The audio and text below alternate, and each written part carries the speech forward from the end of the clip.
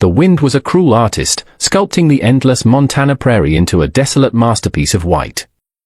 It howled a mournful song around the corners of a solitary cabin, a tiny, defiant speck against the vast, unforgiving snow. For weeks, the world had been buried in winter's embrace, the sky a perpetual, heavy grey that promised more of the same. Inside the small structure, the air was frigid, the cold seeping through the chinks in the timber walls like a persistent thief. My Lynn shivered, pulling a threadbare shawl tighter around her shoulders. Her breath plumed in front of her face, a fleeting ghost in the gloom. The last of her firewood had turned to ash that morning, and the final handful of flour was a dusty memory. She was alone, a stranger in a land that was as cold and unwelcoming as the stares she often received in the distant town. Her parents had passed on the journey west, their dreams of a new life buried with them under foreign soil. Now, their only daughter was left to face the biting winter with nothing but a fierce, quiet determination and the skills they had taught her. She wore a light pink prairie dress, a garment of a life she had barely begun to live. The delicate color was a stark, almost defiant contrast to the monochrome world outside and the bleakness threatening to settle in her heart. In the polished surface of a cold tin plate, she saw her reflection, a young woman with almond-shaped eyes that held an old sorrow, framed by straight, black hair. She was slim and carried a quiet grace, but in the eyes of many settlers, she was only one thing, different. An outsider. A sudden, powerful knock on the door jolted her from her thoughts, so loud it seemed to shake the very foundations of the cabin. Her heart leaped into her throat.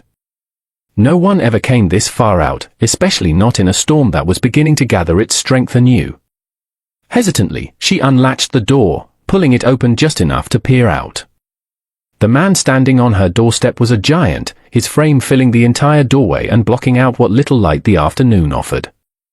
Snow clung to the wide brim of his hat and the thick collar of his greatcoat. He was broad-shouldered and weathered, his face carved from years of hard labor and exposure to the elements, yet his eyes, a startling clear grey, held a sharp, assessing intelligence. This was Alistair Blackwood, a name spoken with a mixture of awe and respect across the territory.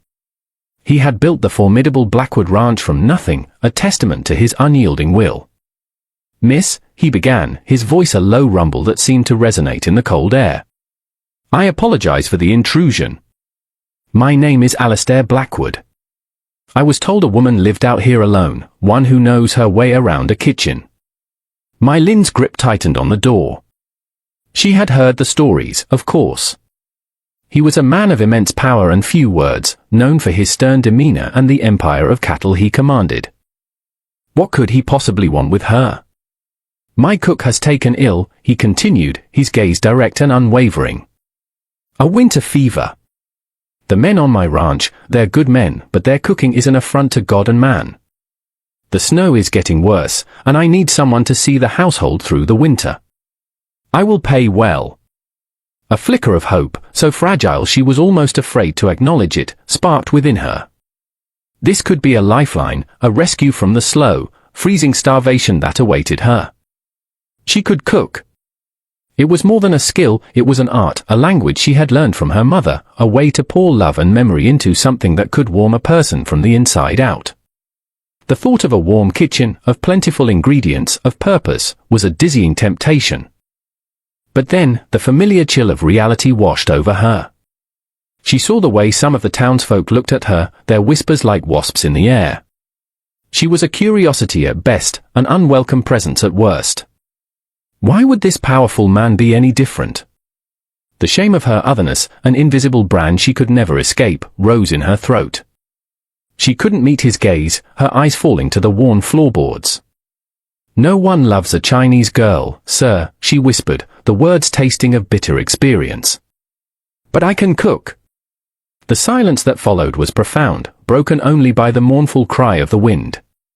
My Lynn braced herself for the inevitable rejection, the polite but firm dismissal. She expected him to tip his hat, mutter an apology for bothering her, and disappear back into the storm, leaving her to her fate. Instead, Alistair Blackwood did something that truly shocked her. He took a step closer, his formidable presence filling her small, cold cabin.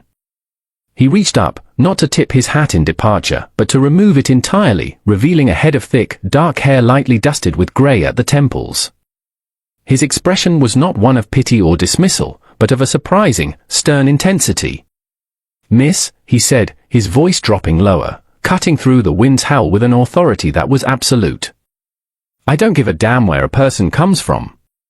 I care what they're made of. I'm not looking for a wife to be loved. I'm looking for a cook who can keep my men from poisoning themselves before the spring thaw.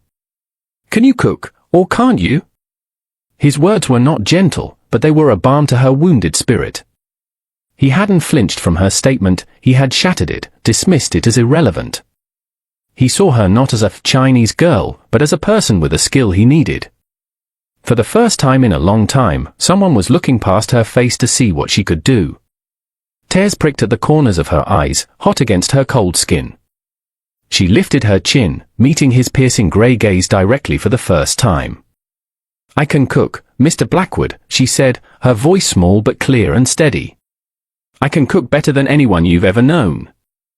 A hint of something, perhaps respect, perhaps amusement, softened the hard lines of his mouth. "Good," he said simply. "Pack your things. The storm is worsening.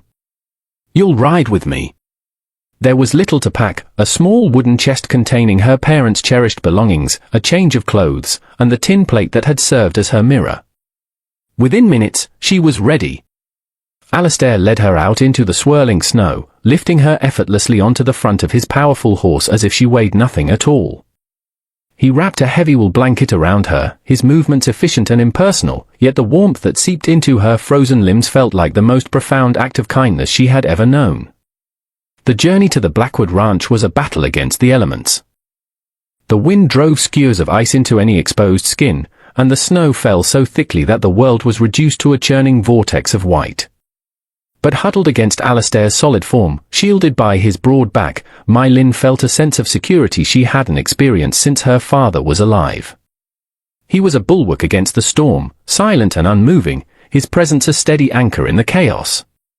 As they crested a final hill, the ranch appeared below them, a collection of sturdy buildings glowing with warm, welcoming light against the deepening twilight. It was larger than she could have imagined, a self-contained fortress against the wildness of the land and the fury of the winter.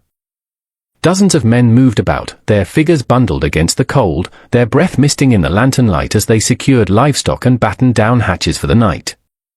When Alistair rode into the main yard with My Lin seated before him, a hush fell over the assembled hands.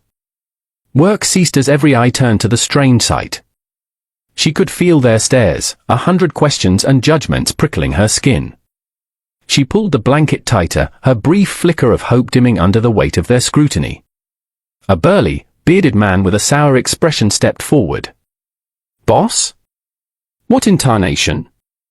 "This is My Lin," Alistair announced, his voice carrying easily over the wind. "She's our new cook. See that she's shown to the kitchens and given whatever she needs. The first man who shows her anything less than respect will answer directly to me." His tone was final, a clear and undeniable warning that left no room for argument. The men exchanged uneasy glances. The sour-faced man, who she would later learn was named Grimes, spat a wad of tobacco into the snow, his eyes lingering on My Lin with open hostility. But no one dared to contradict their boss. A younger ranch hand, with kind eyes and a friendly face, stepped forward and tipped his hat. "Welcome, Name's Finn. Let me show you the way. It's warm in there." My Lin slid down from the horse, her legs stiff and numb. She gave a brief, grateful nod to Finn and a hesitant, questioning look towards Alistair. He merely gave a curt nod in return before turning to issue orders about the coming storm. His protection was a shield, but she knew it was a borrowed one. She would have to earn her place here on her own terms.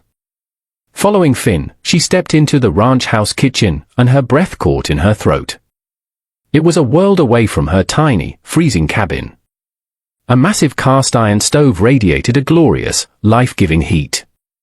The room was spacious and well-stocked, with sacks of flour and sugar, strings of dried herbs, and shelves laden with jars of preserves. It was a temple dedicated to the art of cooking, and for the first time since she arrived in this cold country, My Lin felt a glimmer of something that felt dangerously like hope.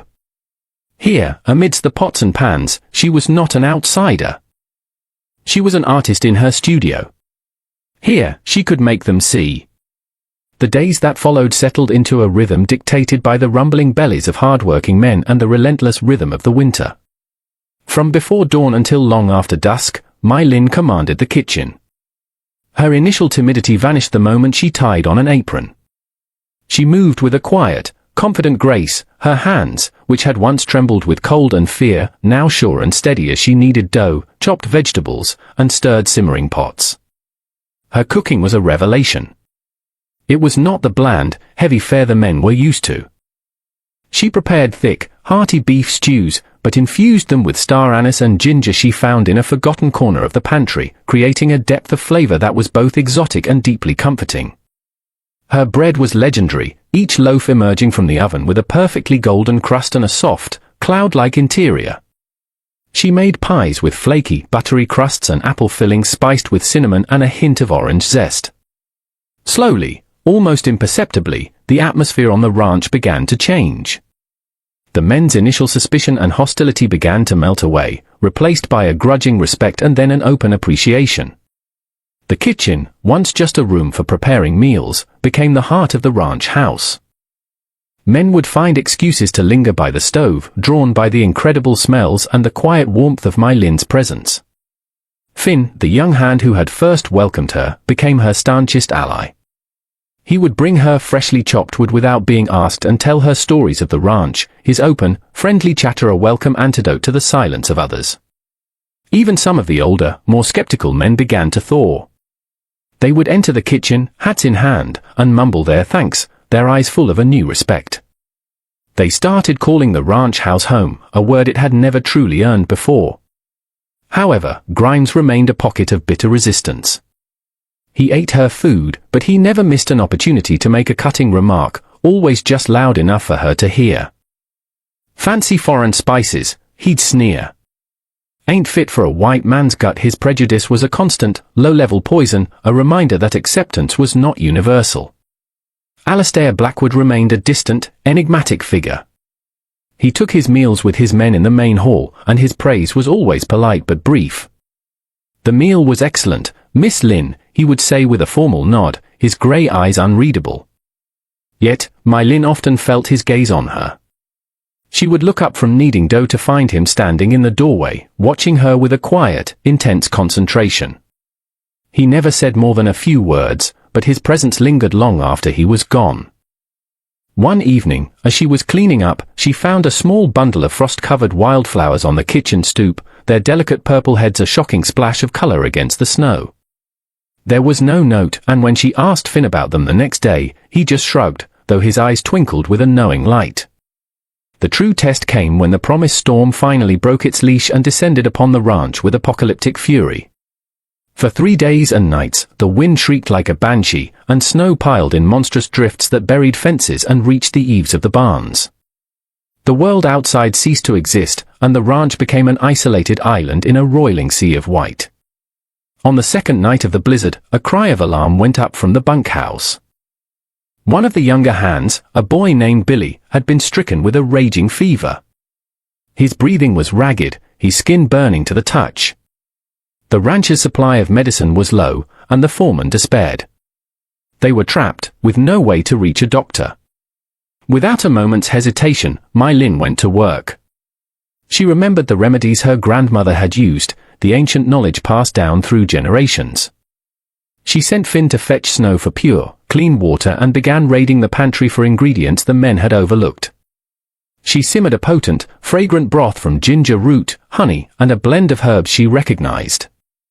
Grimes watched her with a contemptuous scowl. "What's that witch's brew?" he scoffed.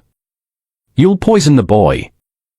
"It will break his fever," My Lin replied calmly, her focus entirely on the task at hand. She didn't look at him, her hands deftly straining the hot liquid. Alistair, who had been coordinating efforts to keep the livestock from freezing, entered the kitchen just in time to hear the exchange. His face was grim, etched with exhaustion. He looked from Grimes's sneering face to My Lin's determined one. "Let her work," he commanded, his voice leaving no room for dissent. He turned to My Lin. "Do what you can." She met his gaze, and in his tired eyes, she saw not skepticism, but a flicker of trust. It was all the encouragement she needed. She spent the night by Billy's bedside, coaxing the warm, healing broth past his lips, sponging his brow with cool water. Alistair stayed with her, sitting silently in a corner of the room, his presence a steady, unspoken support. They didn't talk much, but in the shared vigil of that long, stormy night, a quiet understanding began to form between them. He watched the gentle, unwavering care she showed the sick boy, the quiet strength that seemed to radiate from her small frame. By morning, the miracle had happened. Billy's fever had broken. He was weak and exhausted, but his breathing was even, his eyes clear. When the foreman came to check on him, he stared in disbelief before turning to My Lin with tears in his eyes, stammering his profound gratitude. The news spread through the ranch like wildfire. The men looked at her with newfound awe. She was not just a cook, she was a healer. Even Grimes was silenced, unable to deny the evidence before him. The blizzard raged for another day before finally exhausting itself. When the world emerged, it was a place transformed, silent and pristine under a blanket of deep snow. The shared crisis had forged a new bond among the inhabitants of the Blackwood Ranch. The men worked together to dig themselves out, their camaraderie stronger than ever. And something had irrevocably shifted between My Lin and Alistair. The formal distance between them had been bridged by the shared intimacy of that long night. He began to seek out her company, finding reasons to be in the kitchen. He would help her carry heavy sacks of flour or simply sit at the large wooden table, sipping tea and watching her work. He asked her about her home, the land she had left behind. In halting English, she told him stories of the festivals, the food, the vibrant colors of a world so different from this vast, white landscape. In turn, he spoke of the land, of his dream to build something that would last, of the profound loneliness that came with being the master of it all. He noticed the small things, the way she would hum a soft, unfamiliar melody as she worked, the delicate way she arranged even the simplest meal on a plate, the quiet dignity that she carried like a shield. He saw not a fragile foreign flower, but a woman of incredible resilience and profound kindness. One evening, as the sun set, painting the snow-covered peaks in hues of rose and gold, Alistair asked her to walk with him.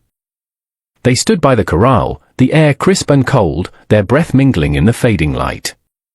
He turned to her, his usual stern expression softened by an emotion she couldn't quite name. "My Lin," he began, his voice rough with feeling. "Before you came here, this was just a place of work. A collection of buildings filled with rough men. You've changed that. You brought warmth. You brought life back into it." He took a step closer, his gaze searching hers. "They see you as a healer, a cook. But I see more. I see a woman with more courage and heart than anyone I have ever met." My Lin's own heart hammered against her ribs. She was afraid to hope, afraid to believe what she was seeing in his eyes. "That first day," he continued, his voice a low whisper, "you told me no one loves a Chinese girl. I've come to realize that any man who wouldn't love you is a fool not worthy of the name." He reached out, his large, calloused hand gently taking hers. It was the first time he had touched her outside of necessity, and a jolt went through her, warm and powerful. "I am not a man for fancy words, My Lin.